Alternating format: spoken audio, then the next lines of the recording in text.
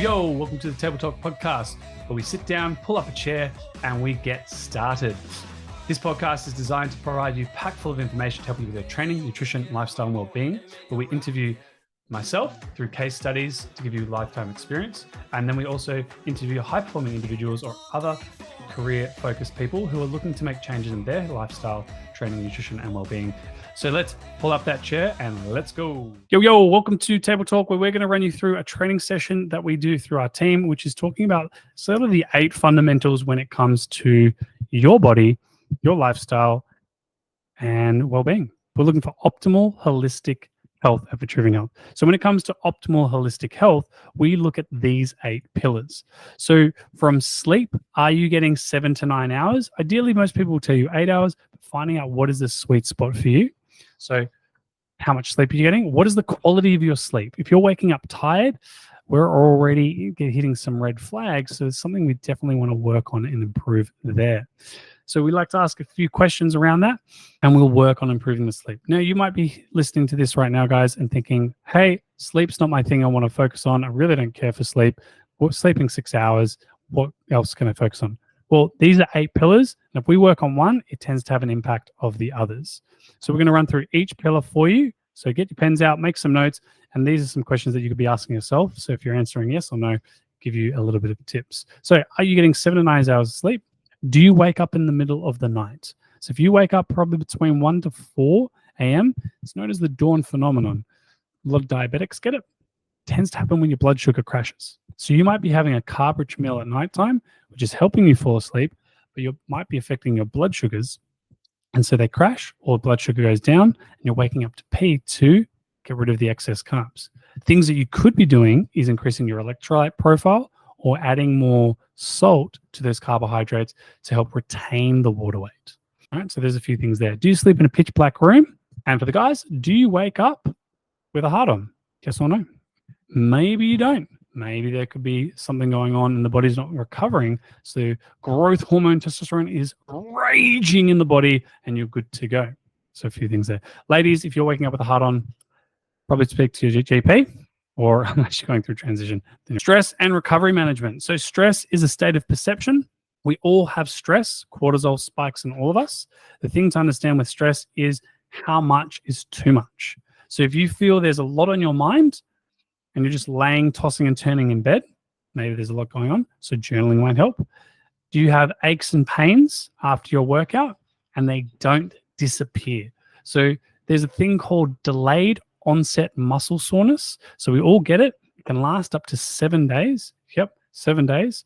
And if it's lasting more than 7 days, you might have it's not rheumatoid arthritis, it's rhabdo. So you actually might have some breakdown of muscle tissue and you're bleeding internally, and that's something to see a doctor about. Not to scare you, it's just something to be mindful of. And with coaches at Vitruvian Health, we don't eccentrically overload the body that much to lead to that. But if you are someone training on your own and you're experiencing DOMS for an extended period of time, something to be concerned about and speak to your doctor about that. So you should be recovering within 1 to 3 days. So if you do a big leg session, you aren't doing legs for at least the next 3 days. So if you're going too heavy for that, recovering, you should also be able to get up out of bed and you shouldn't be in aches and pains. It might be after your first heavy leg day, but then 2-3 days later, you're able to get up and move. The difference between DOMS and actually being in pain is pain persists with DOMS.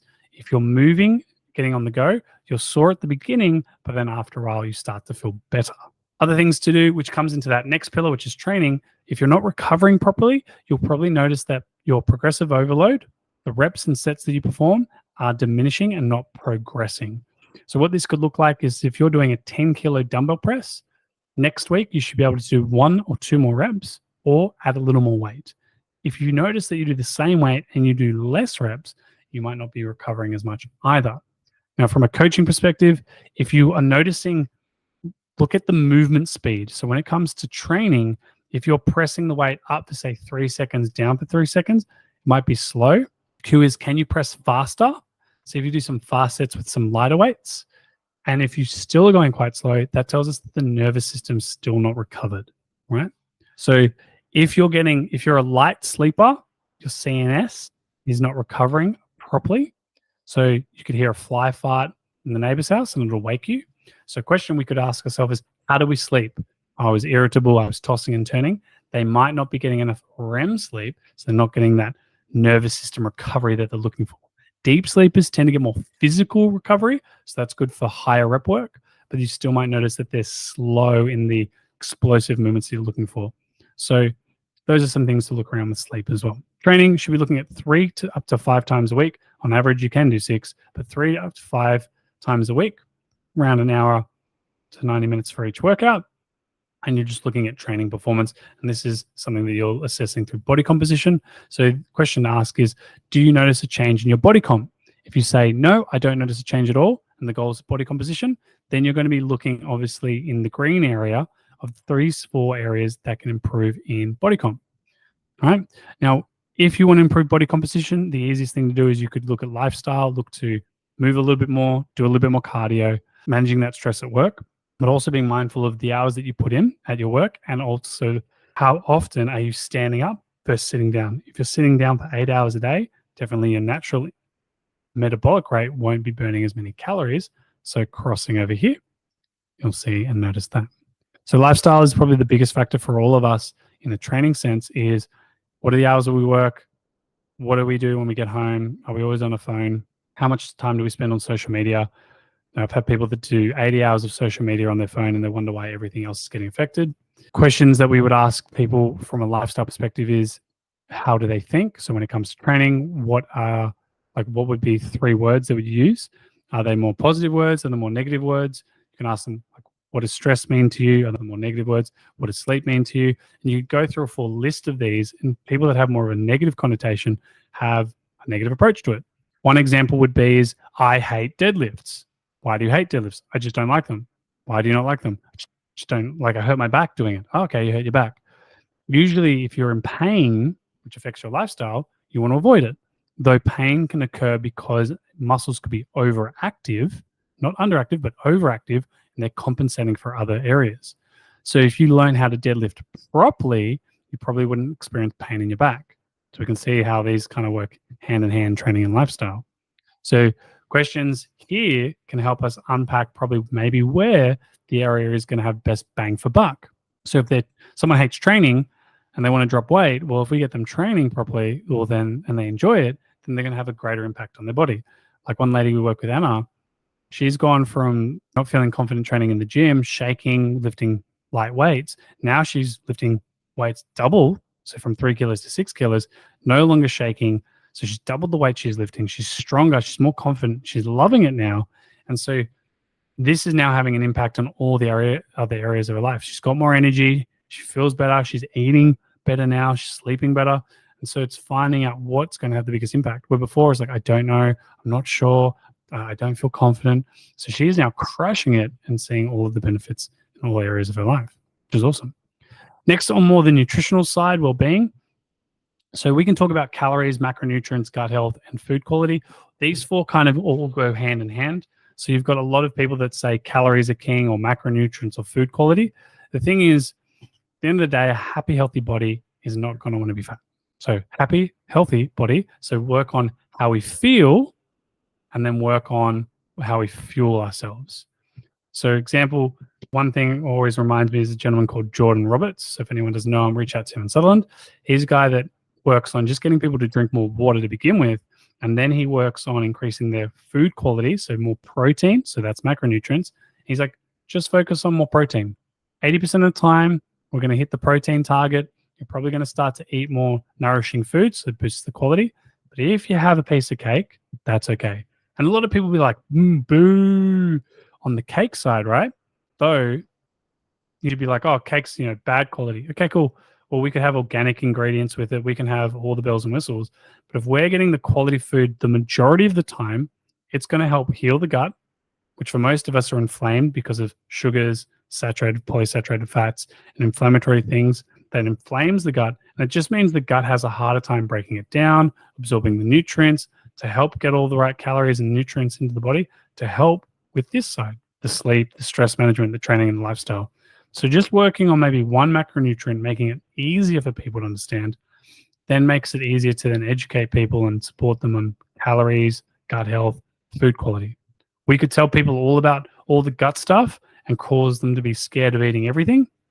But if we can just get them to make little improvements like drinking 3 liters of water, 3 to 5 liters of water, getting enough protein to help the body heal itself, increasing the vegetable matter, like more proteins, more fibers, more carbs, that helps their bowel movement. Fiber helps clear the gut so they can get all of that out. So those go all hand in hand, and then the calories. Now, questions we would ask ourselves would typically start with, do you know your daily calorie intake? If you don't, we can work it there, and we can then focus on one macronutrient at a time. Do you know the profile for your body? I don't. What foods do you enjoy eating? I enjoy eating chocolates. I enjoy eating pizza. Cool. So that's more of a carb heavy. Can we maybe looking at protein rich sources? So you've got, do you know what protein sources look like? No, I don't. Well, you've got mixed bean salads. So mixed beans are an incomplete protein, but with enough variation in the beans mixed with rice and tofu could get you a protein source, a large protein source. What other sources are there? You've got shakes. You can do animal meats. You could do eggs. Oh, I really love eating eggs. Cool. Start there. Something to give more fiber and a profile to it is like, hey, what if we did salad with the eggs? And you're just building on that. Gut health, do you poo 2 to 3 times a day? Most people poo once or less. What color is your poo? It's long and brown. For those that are curious, poo chart. So if we go to poo chart, this is what your stool should look like. Long and brown, sausage shaped, maybe some cracks. If it's diarrhea, central liquid, no solid pieces, you're probably lacking a bit of fiber in the diet. If it's really constipated, it's hard pellets, forcing it out, dehydrated, might need to get more electrolytes and water into the diet. So you're getting this nice combination of a Bristol stool chart. And those are just a list of questions. For food qualities, we can ask them, do you eat out of plastic containers all the time? Do you drink coffee in coffee cups? Do you use makeup? So then we're looking at all the plastics that they ingest, take into their body, because your skin is your largest organ. So if we're wearing a lot of makeup and foundation, then the liver and the pressure on the body is having a harder time. And a bonus one could be supplementation as well. So that's a bit of a rundown of our pillars, what we look at, some of the questions we ask, and how to work through. Cheat sheet for all of us: sleep, 7 to 9 hours, stress, managed, looking at controlling it. If you're tossing and turning at night, you've probably got a lot going on. Journal it, keep it simple. Training 3 to 5 times a week, making sure you're changing your program every 4 to 6 weeks. I'm biased, hire a Vitruvian health coach, because these are the guys that pretty much take the guesswork out of everything for you, and they look at all of these areas and hold you accountable, but also save you time so you can do more of what you love. Look at your lifestyle, find out what is supporting you and what is holding you back. So audit your life and see where you can make changes and improve. Food quality, me personally, go gluten, dairy free and go organic. Though finding out a balance of food qualities through macro profiles. So pretty much just eat proteins, fats, carbs, and always incorporate your vegetables. Most people don't eat enough. Make sure you're working on your bowels and your guts. So you should be pulling 2 to 3 times a day. If you fart a lot, then something you're eating that isn't working for your body. And make sure to eat in abundance of your calories. If you want to build muscle, decrease your calories. If you don't know your calories, go 33 times your age. Based off your weight, sorry. And that will give you your theoretical baseline for an active day. So 3,300 calories. So 33 times 100 is my baseline for calories. So work out what yours is and check in and review each week to see where you should make improvements. And if you feel this is too much, hire a coach if you're driven and we'll look after you. Till next time, adios, amigos. Hey, thanks so much for joining the episode of Table Talk today. We hope you found some helpful tips and inspiration in staying healthy and fit, even with a busy schedule. Be sure to subscribe to our podcast. Stay tuned for our next conversation. Until then, keep prioritizing yourself, your health, your fitness, and we'll see you on the next Table Talk.